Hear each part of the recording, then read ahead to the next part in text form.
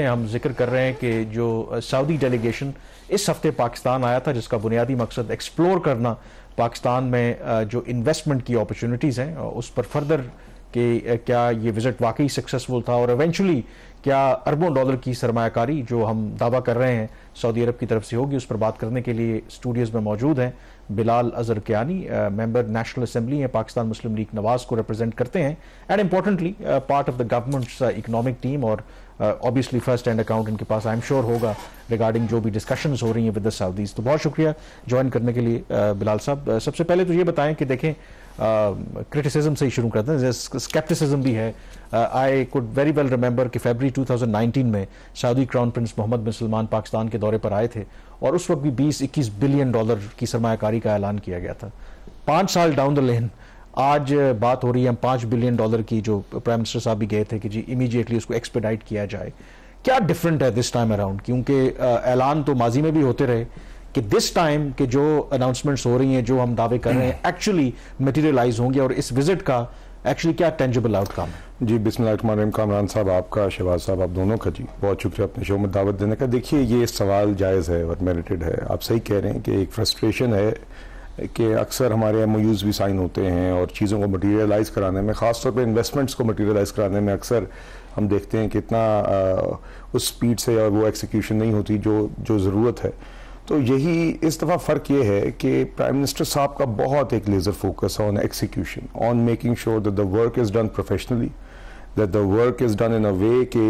we are able to materialize investment opportunities। ऐसी चीज़ों को आइडेंटिफाई किया जाए और उनकी तैयारी की जाए जो सबसे पहले पाकिस्तान के लिए मेक सेंस करती हों, जो इन्वेस्टमेंट एरियाज पाकिस्तान की दीगर सेक्टर्स में ज़रूरत है, पाकिस्तान की माशी ज़रूरियात जिसमें सारे एस्पेक्ट मीशत के शामिल हैं वो भी देखे जाएँ और साथ ही साथ इन्वेस्टर के लिए भी it is feasible and it make sense because otherwise ये इन्वेस्टमेंट अपॉर्चुनिटीज़ आगे एक इंटेंट तो एक्सप्रेस हो जाती है जिन MOUs का आप जिक्र कर रहे हैं, मगर कभी वो मटीरियलाइज नहीं करती क्योंकि ये इन्वेस्टमेंट के पैसे इस तरह नहीं होते कि किसी ने 25 अरब डॉलर जो है तो वो आपको पकड़ा दिए। ये किसी एरियाज में और किसी प्रोजेक्ट्स में इन्वेस्ट होने होते हैं और उसकी एक फाइनेंशियल फीजिबिलिटी होनी जरूरी है।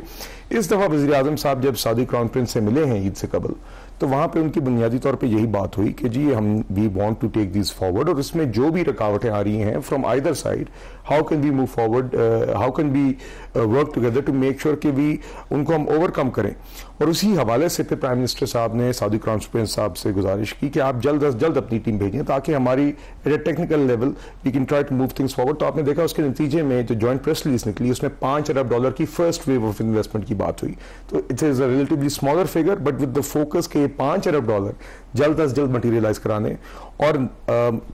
प्राइम मिनिस्टर साहब वापस पहुंचे नहीं थे पाकिस्तान, तो आपने देखा फौरन सऊदी क्राउन प्रिंस ने वहां से हदायत जारी कर भी दी थी कि high level delegation foreign minister का लेड पाकिस्तान आएगा और आपने देखा ईद के फौरन बाद वो आया।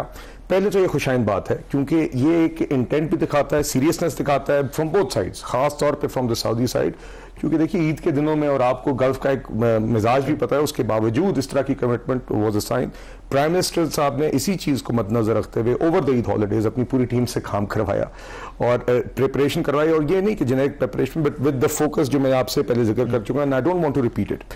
उसी हवाले से फिर जब वो वफ्द आया तो उनके सामने प्रेजेंटेशंस उनको दी गई in areas in which that previously expressed interest, in areas जहां पे हम महसूस करते हैं कि इन्वेस्टमेंट अपॉर्चुनिटीज हैं जो फीजिबल हैं, और सेक्टर वाइज वहां पे प्रेजेंटेशंस पेश की गई और साथ ही साथ देखा गया कि फाइनेंशियली फीजिबल प्रोजेक्ट्स कौन से हैं, वाज़े तौर पे आइडेंटिफाई किया गया कि वे फॉरवर्ड क्या है। दोनों साइड से फोकल पर्संस अपॉइंट किए गए हैं at the ministerial level, at the task force level, ताकि अब इस काम को उसी मोमेंटम के साथ आगे ले जाया जा सके। और मजीद जब इसको हम जिसे कहते हैं आप ज़्यादा उसको लिस्ट को जो कि म्यूचुअली दोनों साइडों से, उनकी तरफ से भी इंटरेस्ट है, हमारी साइड से भी वी आर इंटरेस्टेड, उसको आइडेंटिफाई करके अब उसके ऊपर ज़्यादा तफसील से काम हो, जो कि जिसे आप कह सकते हैं कि नेगोशिएशंस का आगाज़ होता है। तो that is what we are moving towards जी। And the difference is to in short to answer your question once again, जो आपने आगाज़ में किया था कि इस दफ़ा बहुत एक प्रोफेशनल तरीके से काम हुआ है और बड़ी तैयारी के साथ हुआ है। एंड सऊदी साइड ने भी इस दफ़ा इस ट्रिप में इस प्रिपरेशन को एक्नॉलेज किया है एंड आई थिंक ये खुशाइन बात है और इसकी वजह से अब I think we will be able to actually move forward towards executing. अच्छा, जो अभी हुकूमत है पाकिस्तान ने उनको आप कह लेंगे ऑफर किया है या जो प्रोजेक्ट्स पिच किए गए उसमें बहुत सारे मंसूबे के जो उनके इंटरनल रेट ऑफ रिटर्न है उन पे जो मुनाफा ऑफर किया जा रहा है वो इतना ल्यूक्रेटिव है कि बहुत सारे केस में 34% तक भी IRR उसका है और 3 से 7 साल में सरमायाकारी अपनी जो सऊदी अरब जो लगाएगा ओरिजिनल वो अपना सरमाया वापस लेके जा सकता है। तो डू यू थिंक कि अब इतने ल्यूक्रेटिव पैकेजेस उनको ऑफर कर दिए गए हैं कि अब वो यहाँ से वो पीछे नहीं हट सकते, दे विल डेफिनेटली इन्वेस्ट, या आप समझते हैं कि अभी भी इसमें टाइम लगेगा इन सारे प्रोजेक्ट्स को मटेरियलाइज होने में? और इसमें कितने ऐसे हैं जो 18 से 20 ऑफर किए गए थे जो अभी ड्रॉप हो जाएंगे इन फर्स्ट फेज और फिर जो बाकी हैं वो रिफाइन होकर आगे चलेंगे? जी देखिए शहबाज भाई, पहले तो मैं ये वाजे करना चाहूँगा कि कुछ इस तरह आप कहेंगे कुछ ऑफर नहीं किया गया, मतलब कि अपॉर्चुनिटीज़ प्रेजेंट की गई हैं दीगर सेक्टर्स में जिनको आप जानते हैं, और उसके अंदर बाकायदा कहा गया कि ये वो प्रोजेक्ट्स हैं जहाँ पे वी फील कि एक इन्वेस्टमेंट्स आर पॉसिबल और ये उसकी पोटेंशियल रिटर्न्स हैं कि इसके अंदर इन्वेस्टमेंट इतनी दरकार है और हम एक्सपेक्ट करते हैं कि इस प्रोजेक्ट के आगे फाइनेंशियल मॉडल के तहत बेस्ड ऑन सर्टन असम्पशंस ये रेवेन्यूज होंगे और ये पोटेंशियल रिटर्न्स हैं। तो यकीनन ये जैसे कि मैंने आपसे बात की कि हमने अपॉर्चुनिटीज़ वो आइडेंटिफाई करनी है जो हमारी मुल्क की भी ज़रूरत है, मगर साथ ही साथ they also make sense for the investor. आगे जैसे कि मैंने आपसे कहा, अब इन प्रेजेंटेशंस के बाद the Saudi side has also gone back, वो भी अपना मजीद इस पे काम करेंगे, हमारी तरफ से भी मजीद तैयारी होगी and before the next round of discussions जो कि जल्द आप देखेंगे कि इसी मोमेंटम के साथ चीज़ें आगे चलेंगी। अब एक I think they will probably work on a shorter list जो कि एक सबसेट होगा of the list that was presented, जिन एरियाज में उनको इंटरेस्ट है, फिर उसके ऊपर एक ज़्यादा तफसीली गुफ्तगू होगी, एक डिस्कशंस होंगी जिसमें आपको पता है टेक्निकल डिस्कशंस भी होती हैं, फाइनेंशियल नेगोशिएशंस भी होती हैं। या 20 प्रोजेक्ट्स हमने उनको ऑफर किए, उसमें आप क्या समझते हैं कि जो नेक्स्ट फेज आ रही है, लेट्स से कि 27 अप्रैल को अगर प्राइम मिनिस्टर जाते हैं तो कितने प्रोजेक्ट्स होंगे जिनके ऊपर फॉर्मली कोई डिस्कशन स्टार्ट? मैं आपको बताऊं जी, मैं ये जरूर कह सकता हूं कि I think it will be ज्यादा जैसे आप कहें कि compact list, but it is too early to say. One project जो कि 50,000 एकड़ वाला है उनको हम लीज के ऊपर ऑफर कर रहे हैं, उसके ऊपर मुझे ये पता चला कि एक्सपेक्टेड है कि कोई एटलीस्ट MOU जो है वो प्राइम मिनिस्टर की विजिट के दौरान साइन हो जाए, उनकी सालिक जो कंपनी है उनकी, तो वो आप समझते हैं कि वो राइप हो जाएगा? जी देखिए, वंस अगेन मेरा ख्याल है कि एट दिस स्टेज आप कहें कि किसी भी प्रोजेक्ट की एग्रीमेंट या MOUs आई थिंक पोटेंशियली हो सकते हैं, बट वंस अगेन देखिए अभी 2 दिन हुए हैं वक्त को गए हुए, अभी हमारे एंड पे भी चाहे वो SIFC है, चाहे वो मुख्तलिफ वजारतें हैं, वो अपना काम कर रही हैं। द सऊदी साइड वहाँ पे पब्लिक इन्वेस्टमेंट फंड है, उनकी मिनिस्ट्रीज हैं, वो अपना काम कर रही हैं। I think in the next few days तकरीबन 1 हफ्ता लगेगा, जिसके बाद आई थिंक ज़्यादा पिक्चर क्लियर होगी इंटरनली बोथ साइड्स को कि किन चीज़ों पे डिस्कशन किस स्पीड से मूव फॉरवर्ड हो सकती है। क्योंकि देखिए कुछ जगहों पे काफ़ी प्रिलिमिनरी उनके सामने एक फिजिबिलिटी पेश की गई है जिसके ऊपर अब मजीद टेक्निकल काम होना होगा, फाइनेंशियल काम होना होगा, लीगल चीज़ें होती हैं, आप जानते हैं सारी चीज़ें शामिल होती हैं, बट आप देखेंगे जितनी तेज़ स्पीड से मूव हो सकती है ये होंगी, but I think it will take a few days to really have an understanding internally as well कि कौन सी चीज़ें किस टाइम पे क्लोज हो सकती हैं, किसके MOUs हो सकते हैं और किसकी प्रोजेक्ट एग्रीमेंट से साइन हो सकती है। कहने साहब देखें, जो भी किसी भी ये 2 इंडिविजुअल्स हों, 2 कंट्रीज हों, 2 कंपनीज हों, वो डील तभी साइन होती है जब म्यूचुअली बेनिफिशियल हो। ऑब्वियसली जो